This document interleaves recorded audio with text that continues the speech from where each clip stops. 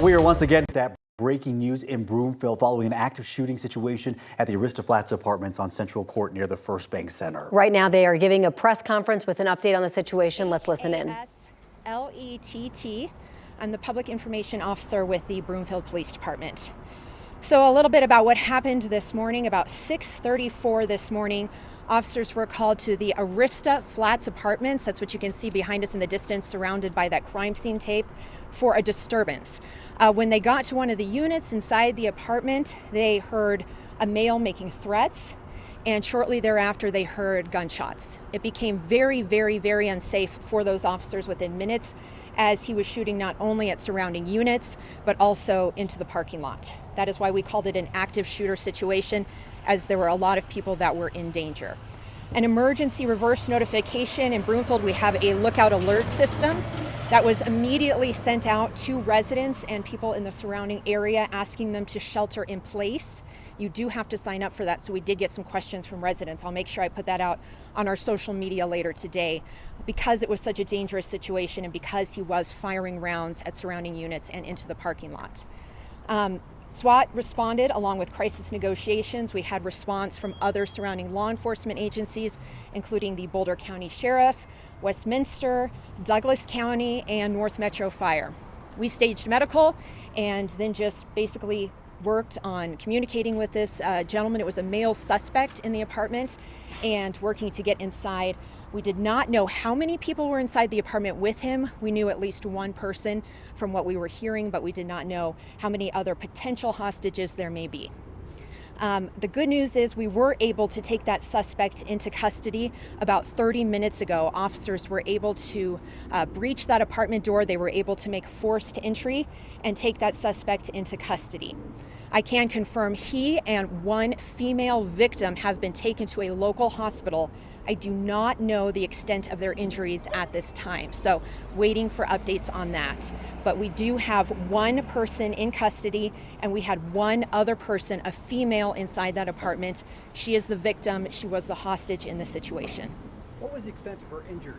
I do not have any idea on what her injuries are at this time. Do you know when the suspect was firing, if there were bullets that hit any other buildings or vehicles? Yes, he did fire, and it did hit vehicles, other buildings, and other units. So this is going to be an active crime scene for a while, because we have to process where those gunshots went, look for any of those shell casings, determine everything that may have happened, how many shots he fired. So it's going to be an active crime scene, and it's going to be closed for a while. What were the nature of his threats, and was he threatening to shoot and kill the woman he had? I don't know the nature of the threats. I do know, though, he was threatening to hurt people. So that's about all I can confirm right now. Do you have a name or age of the suspect? I don't. I do not have an age or a name of the suspect at this time. You said it was unfolded at? I do not. Just the Arista Flats Apartments. Was he using a rifle? Right here in orange. It was about 30 minutes ago that you took him into custody. Roughly around that many minutes ago, we heard a big bang and then a whole bunch of other bangs. I guess, is that forced entry, and did officers fire their weapons at all? Correct. That was forced entry, and one Broomfield police officer fired his weapon. What type of firearms was he using? Can you disclose it at this point? I don't. We do not know. He was giving us a lot of different details about what he was possibly armed with, but I don't have that information. Do we know the relation between those two people, the suspect and the victim? I do not. I do not know the relationship between them. Have your people been to this unit or this apartment building before, at this particular apartment, for any other threats or disturbances with this guy? Right. Obviously, there's a lot of people that live in these apartments. In terms of a possible history that we have with this individual, I don't have all the details on that yet. Can you talk about the negotiations with the suspect? Sure. Who all was talking? How long did that last? Yeah, so we were called out here at 6:34, and as you can imagine, what time is it now?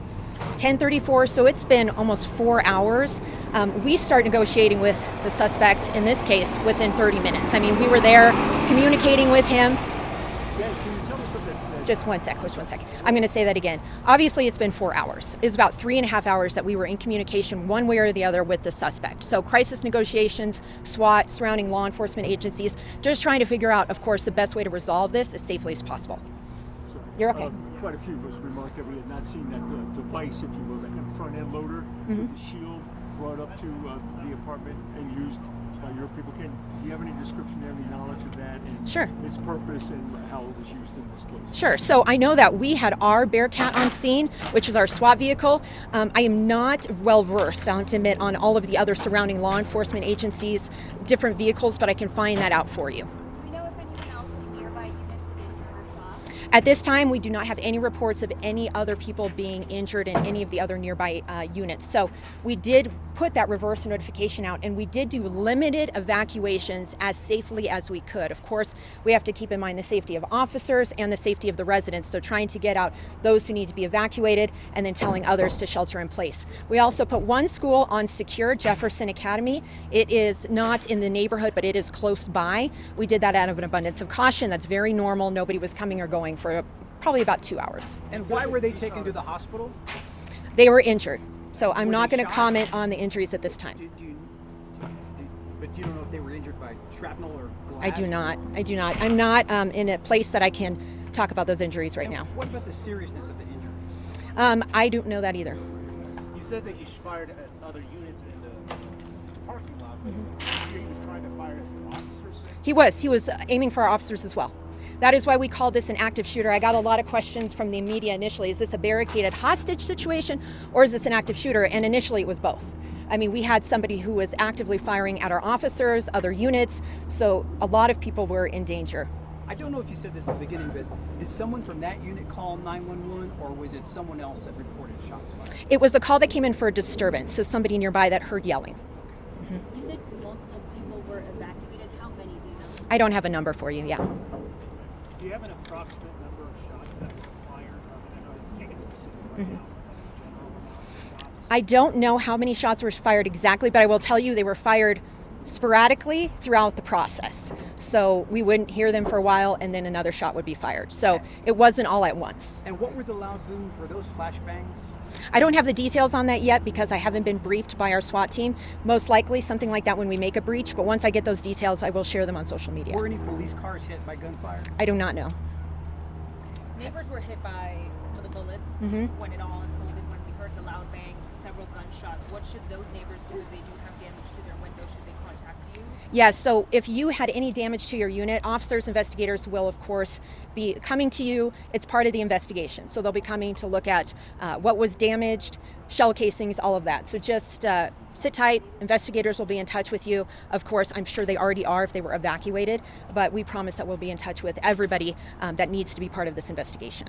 Did the suspect who had the weapon have any history with police that you all knew of before you got here? Not that I'm aware of, but I have not also looked into the history of his unit and this unit overall. So I can't say for sure or not at this time. Can you give a rough age of the suspect?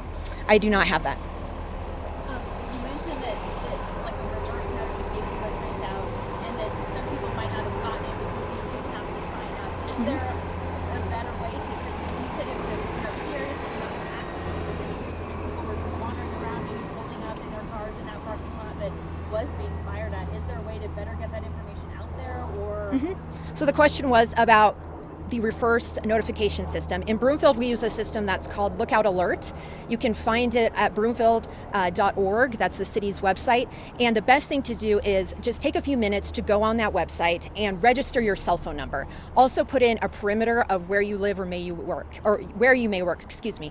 Why? Because if you were out for a jog this morning, walking your dog, as we know it was early, a lot of people do jog, walk their dogs, or leaving for work or school, then you would get that notification because you're within that perimeter. It only takes a few minutes. You can add multiple cell phones, you can add email, and then you will get that text message letting you know when there is an emergency where you live or where you work. And you said you don't know the relationship between the male and the female. I do not. I do not. You said he was just taken into custody about half an hour ago. Was that because negotiations failed? Was the entry part of the negotiations? So we made a forced entry. Officers did. At least one officer fired his weapon, so there was an exchange of gunfire at that point. I don't know the extent between the suspect and the officers. I just know at least one officer did fire his weapon, and then we were able to take him into custody. So. Is it fair to say the negotiations didn't work? I can't say because I wasn't part of the negotiations. I don't know, what the mental state was of our suspect at this point. So I can't really speculate on that. Was that a Broomfield police officer in tactical gear that went in the apartment? It was a Broomfield police officer. I do not know if he was in tactical gear. Would this be a domestic violence? The woman who was shot We're talking about both adults, man and woman here. Yes, 2 adults, 1 female, 1 male. Do we know if the woman was hit by officer fire or from the previous shooting? Is there any details on that? I don't have any information on that. And do you know what kind of weapon the officer used? Was it a handgun or a rifle of some kind? I don't have any information on that. And they would have been wearing a body camera, right? Yes, to record correct. that interaction. Correct. All of our Broomfield officers wear body-worn cameras, and if they have their weapons drawn, then that automatically initiates the body cams to begin recording. Be a domestic violence situation. That is something that we'll need to look into. I don't have the details due to their relationship. Anything else that anybody can think of? If nothing further, this will be the only press briefing today, but I will continue to put out updates via our social media, Facebook and Twitter or X. Also, we'll put out a press release later today once I get some more comprehensive information. I'll share those on our social media as well as on our website, broomfield.org/police. And if you guys don't have anything further, I think that's it. Okay. When you file arrest charges or when you file some sort of charges against him, do we need to bombard you with questions? Are you going to put that on X? And when you We'll get a put name? all that, yes. Once we get the suspect's name, any information on age, any charges, anything like that, I will make sure that we put that out. And would you guys consider releasing any body cam footage sooner than later? Or because sometimes the police department will release a little bit Right. beforehand. Is that something you would consider releasing? Yeah, that's actually a question that I can't answer because it will determine on the investigation and what command and the investigative team decides is best for the department. So it's always worth asking, but I'll tell you, we typically don't release it when it's an ongoing investigation. Okay, thank you guys. All right, you've been listening to Rachel Hazlitt with Broomfield Police describe what unfolded this morning. We learned a lot of information in that press conference right there, but the big information being that we know one suspect is in custody. That person and one victim have been taken to a local hospital. We do not know the condition of either of them right now. 9 News reporter Brianna Fernandez has been out there for the last several hours. And Brianna, you've been talking to a lot of residents in the area as well. Tons of residents. Actually, the latest one that I spoke to, she actually lives not too far from here. She has a bullet through her window. There's glass all over her room, she says. Now, I do want to show you the scene because it's changed a lot since we've been here. Again, we were first on scene on this developing story, this active shooting investigation. Police have put up crime scene tape. There's yellow tape. No one can get through. No one can come out. We have state troopers also blocking this intersection, Broomfield Police as well. And we had SWAT negotiators here on scene. Now let's unfold what that press conference was, because I just heard a tad bit of what we heard from Broomfield Police. We know one male suspect was taken into custody. Now a male and a woman, a female victim, were both sent to the hospital. Unknown injuries at this time. We know that that suspect aimed at officers. There was a lot of people in danger. Again, we just heard from that woman who you're just going to hear from actually in just a couple of seconds. She had that bullet go through her window. She was in her room. She said that she was scared, she was shaking. So I want you guys to hear from her just a bit. You could see straight into the guy's apartment. Thank you. And I was walking my dog and a lady came up to me and she was like, "Hey, do you know what's going on?" And that's when a gunshot flew over my head into my bedroom window. I ducked and I've never screamed that loud in my life. I can talk about like